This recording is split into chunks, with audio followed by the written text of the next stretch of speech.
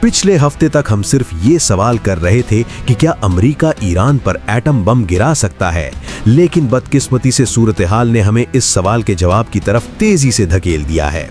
28 फरवरी 2026 को अमेरिका और इस्राइल ने ईरान पर बड़े पैमाने पर हमला कर दिया।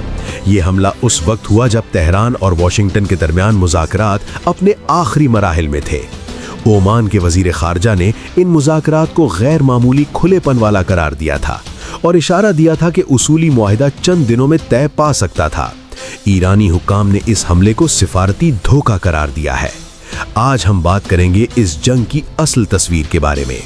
ईरान में अब तक कितना नुकसान हो चुका है, क्या अमेरिका एटम बम इस्तेमाल कर सकता है, ऐसी सूरत में पाकिस्तान पर क्या गुजरेगी, और सबसे अहम, आने वाले दिनों में ये जंग किस खतरनाक मोड़ की तरफ बढ़ रही है।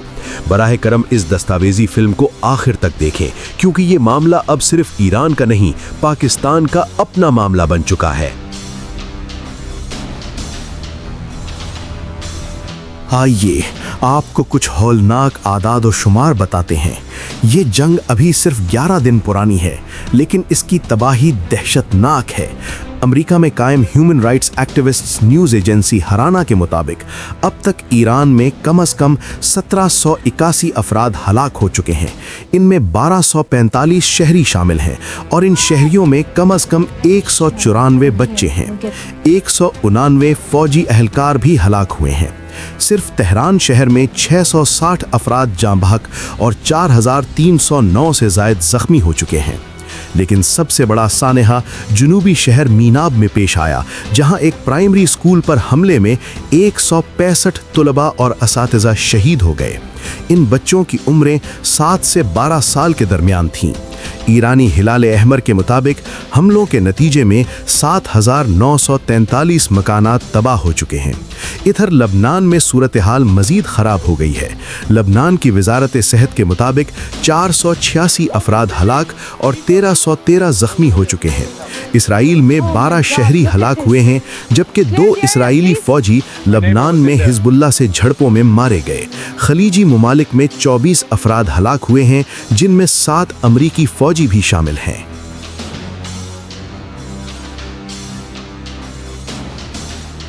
लेकिन ईरान खामोश नहीं बैठा। ईरानी पासदाराने इनकलाब ने वादा सादिक 4 ऑपरेशन के तहत जवाबी हमले किए हैं। खुरम शहर और फताह बैलिस्टिक मिसाइलों का इस्तेमाल करते हुए इसराइल और खलीजी ममालिक में मौजूद अमरीकी अड्डों को निशाना बनाया गया। अमरीकी महकमा दिफा पेंटागन ने एतराफ़ किया है कि ईरान के हमलों में अब तक तकरीबन 140 अमरीकी फ़ौजी ज़ख्मी हो चुके हैं, जिनमें 8 की हालत शदीद है। बहरीन में एक 29 साला खातून ईरानी मिसाइल हमले में जाँ बहक हो गई। मुत्तहिदा अरब अमारात में रुवैस के सनती शहर में आग भड़क उठी, जहां पेट्रोकेमिकल प्लांट्स मौजूद हैं। सऊदी अरब ने अपने तेल से भरपूर मशरकी इलाके में 2 ड्रोन्स मार गिराए, जबकि कुवैत की नेशनल गार्ड ने 6 ड्रोन्स गिराए। गर्ज ये कि ईरान ने साबित कर दिया है कि वो तन्हा नहीं है और उसके पास अपने और अपने इत्तेहादियों के दिफा की पूरी ताकत मौजूद है।